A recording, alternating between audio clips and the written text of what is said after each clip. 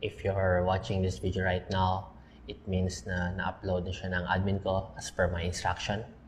And at the moment, nasa loob na ako ng aeroplano, boarding, getting out of the country para magtago muna because I have a 5 million pesos bounty on my head, dead or alive by a certain syndicate. In this video, I won't be talking about Bitcoin as a market, as a cryptocurrency, or as a global trend, or as an investment. Regardless, what I'll be talking about is the mega scam behind it here in the Philippines by a group of people. And I will show you later how the scam works. Bakit hindi lang ako lumapit sa authorities para ipakita sa kanila or gawin tong expose na to? Because I'm afraid na baka makonceal lang at hindi lumabas, money matters. Natakot ako because of my trauma before with Amon Futures Malaysian pyramiding scam na even the authorities, the government officials is nakalungkot isipin is part of it pala. I'll be honest, hindi ako magmamalinis. I'll be straightforward.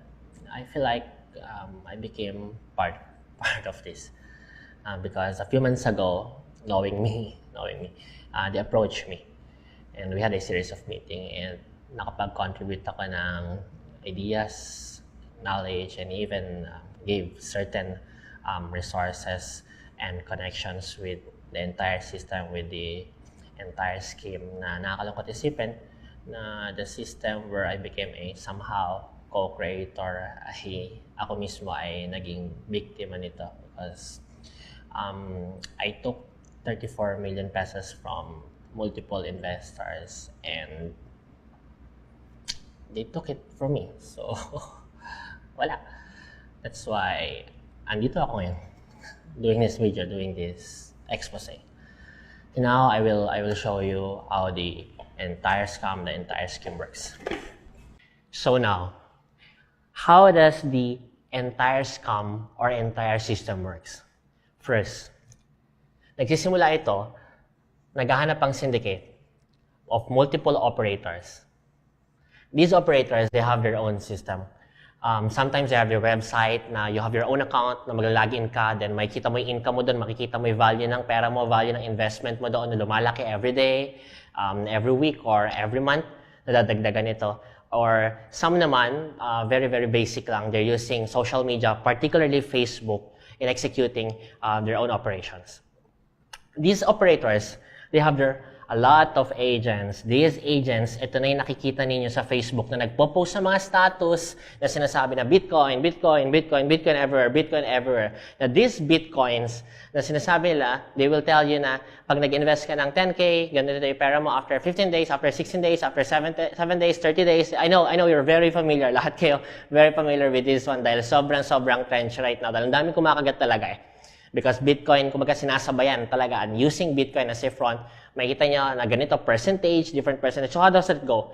The syndicate gives these operators every month 30% per month. Yun yung pinaka-rate nila, or 1% per day. Then these operators, sila na gumagawa ng sarili lang sistema, sarili lang interest rate, sarili lang scheme on which magkano binibigay nila sa mga agents at magkano binibigay ng mga agents na rate sa kanilang investors. At yung natira, definitely, bulsa na nung mismong pinaka-operators themselves. These investors, sila yung mga nakukuha ng agents na minsan as low as 1,000, 4,000, 5,000, or as much as 1 million, 2 million, 5 million, or even 10 million pesos. So wide range talaga investors in which binibigay nila yung pera nila through bank deposits, binibigay nila yung investment nila, Bitcoin investment nila through bank deposits sa mga agent na to. Bank deposits, sometimes coins.ph, PayMaya, or whatever means, sometimes cold cash inaabot nila. Yung iba, most of them, walang kontrata, walang pinanghahawakan, based on trust system lang talaga, based on hype lang talaga. Pero some naman ay mayroong contract by means of memorandum of agreement. Pero particularly, they are using, advised by the syndicate, loan agreement. Why loan agreement? Personal loan agreement para iwas from any legal liabilities, legal accountabilities in terms of estafa and most especially syndicated estafa. After mabigyan nila investment nila by whatever means these investors, these agents, on that very exact day, that same day or that same night, ay nire-remit nila yung pera. Lahat na nakuha ng investment on that day, kinukuha nila yung pera at nire-remit nila sa mga operators nila, on their respective operators. And these operators, kung ano nakuha nila on that day, ay ipapasa nila the next day. So kung magkano yung nakuha nila yesterday, entire money, ipapasa nila sa syndicate. And on that note, on that very day, the first day of the 30 days, given the 30% rate per month na pinasa sa kanila ng syndicate, works already.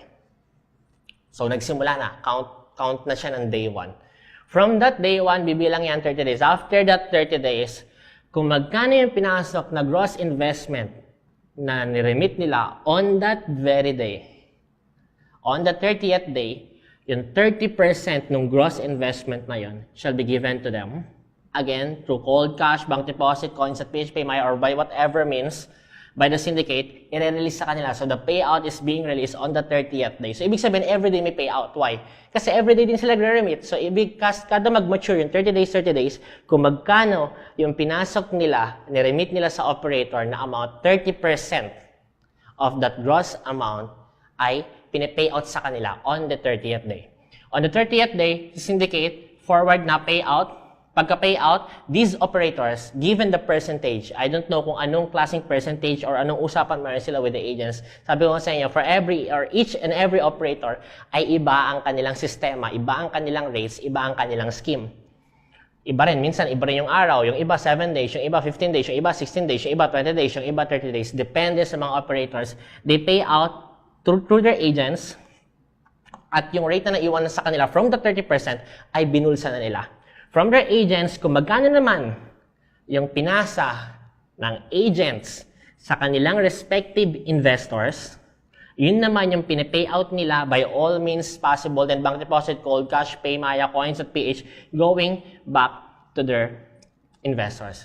Now, these investors, most of them, hindi nila kinukuha yung kapital. Majority of them, because they're so hype and they want the income kasi sobrang lucrative, sobrang laki ng income na hindi mo makikita sa iba.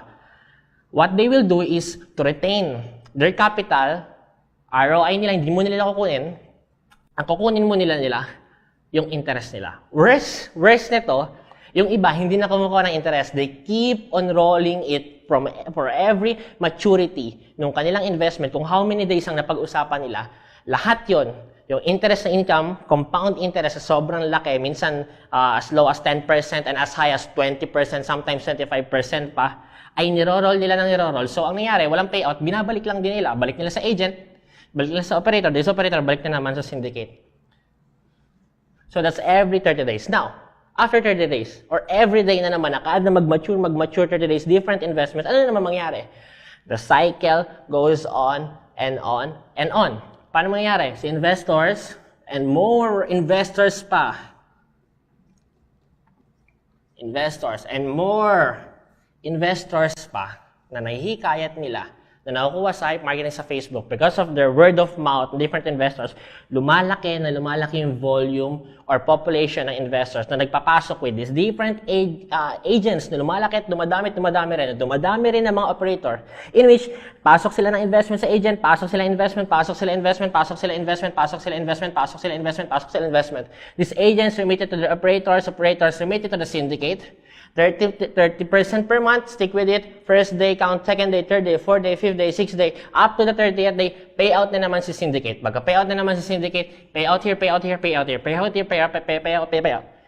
na naman si investors, balik dito, balik dito. For every 30 days, for every day, merong fund pool. This fund pool, hindi siya fix. Bakit siya hindi fix? Anong nangyari? On that very nag-start yung operation, pumasok na lahat ng investment here. At kapag merong investor na hindi kinukuha yung capital nila, naiiwan lang yan sa fund pool ng syndicate. Pag naiwan yun, anong nangyari doon is, nag-roll lang yun, and sila naman, the syndicate, habang dumadami investors, lumalaki yung fund pool. And kung magkano yung kinukuha lang ng interest, yung mga hindi nagro-roll, yung kumukubra minsan, meron nagpa-pull out dahil kailangan yung pera, kailangan na maibalik yung capital, i-release yun from the fund pool. Here, kung magkano sabihin ni operator, release. Kung magkano yung interest per month na 30%, kung magkano at kumuha dito ng kumuha ng percentage yung investors nila or even the agents, release na naman yan kay syndicate, balik na naman dito, balik. In short, ano nangyayari? what's going on?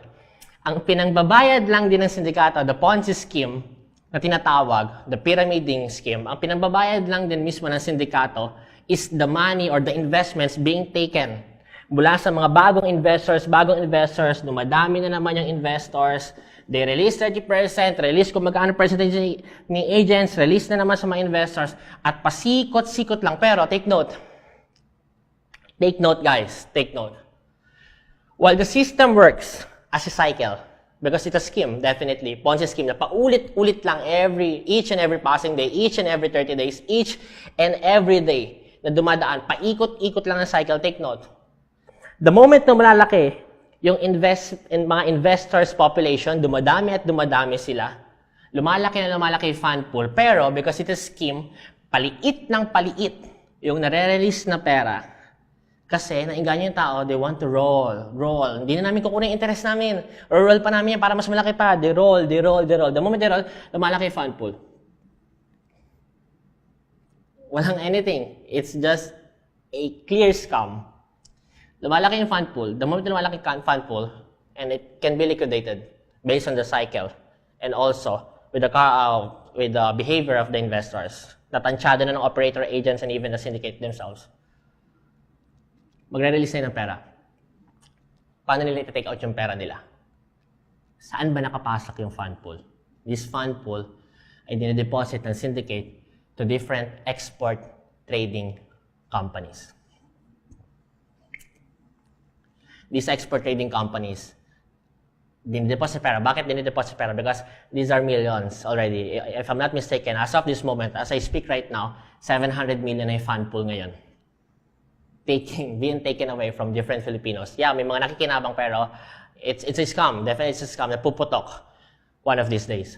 These export trading companies shielding the syndicate from their corporate bank accounts, doing the laundering, nilalaban yung maduming pera, sinasabon.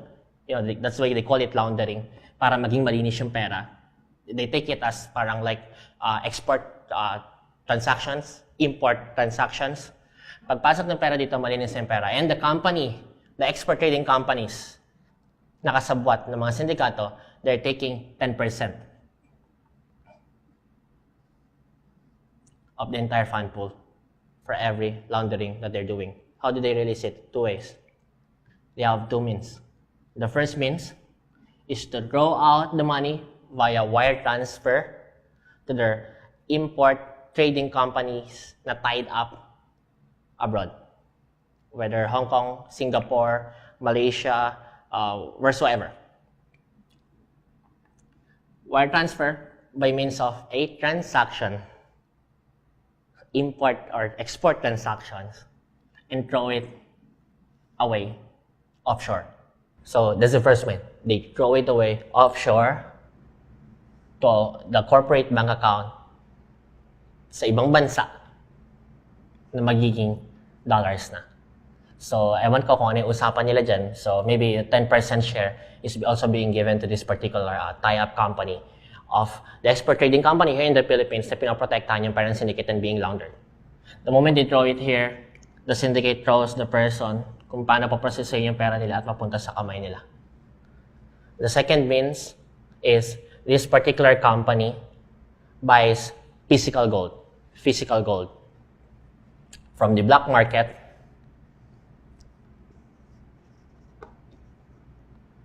and this physical gold is an asset, become an asset now of the export trading companies, and they took 10% of the physical gold, and the 90% goes back to the syndicate and hide it somewhere. Because ang physical gold ay mas madaling itago because there's no transactions like pag pinasok nila sa vault ng bangko, the bank doesn't know about it, so wala siyang paper trail. Hindi kagaya ng mga bank deposits and whatsoever. Titago lang gold and naipon at naipon the moment they liquidate. For every liquidation na mapagdesisyonan ng syndicate, 10% goes to the export trading company tie-up, and even here, and whatsoever transactions na nagka-tie-up pa nila, 10% goes. So come to think of it, for every liquidation of 100 million, 10 million goes to the export trading companies, just laundering the money. And now, ano nangyayari?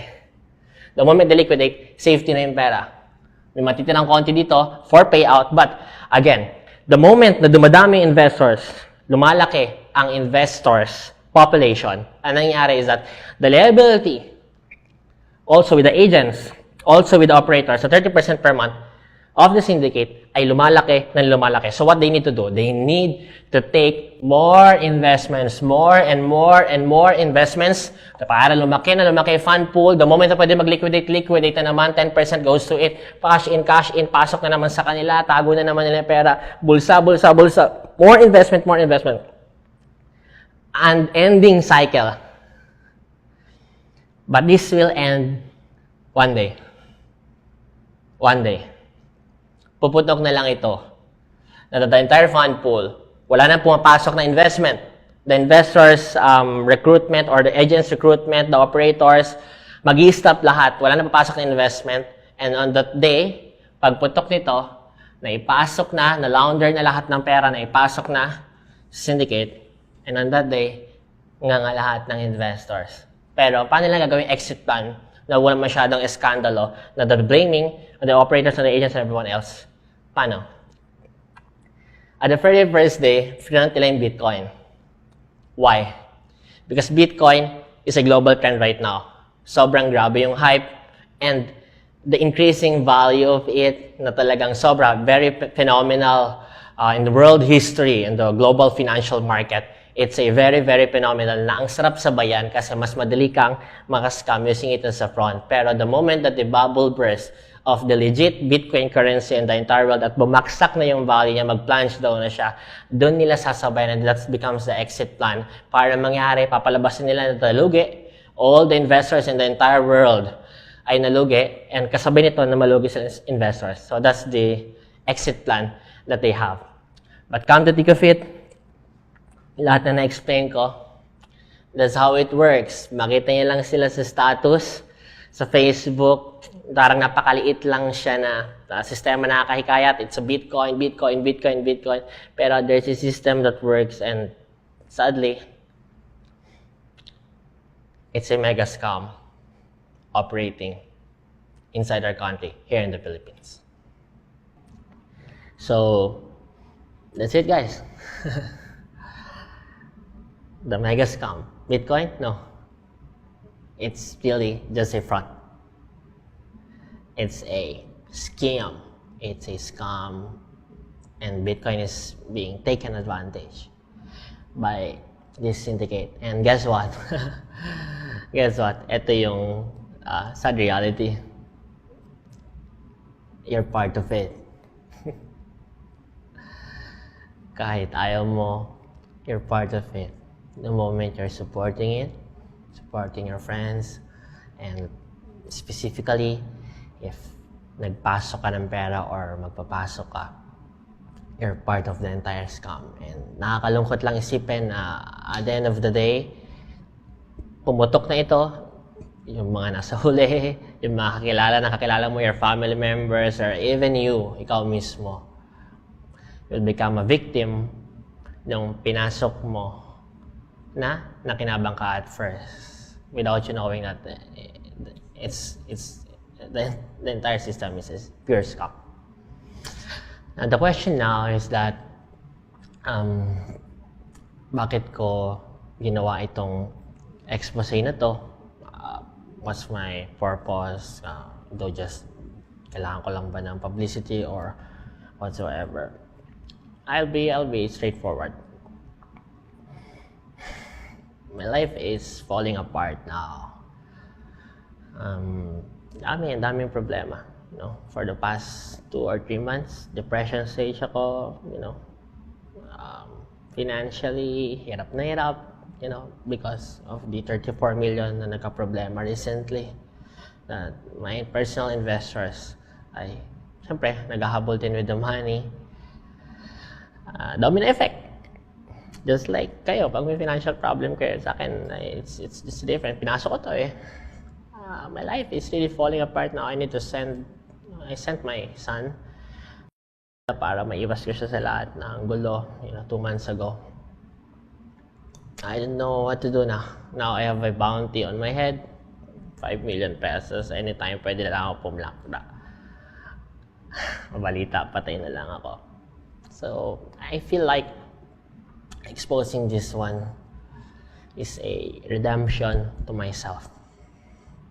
After all the wrongdoings na nagawa ko, even yung na-expose ako before as a scammer, they call it national scammer because, you know, marami rin ako nagawang mali sa buhay ko, I'll be honest, and I feel like I need to stand up now against these evil shits that I've been doing for the past how many years, mga mali kong ginagawa, and start a new life if given a chance na mabuhay pa after this. Redemption to myself. Your life. Pagod na ako. Pagod na ako. It's an ending cycle since when I was 17 years old. Ganun na lang lagi. Masaya, temporary, how many months, tas baksak. Masaya, baksak kasi. Masaya, baksak. Why? Mali yung pamaraan eh.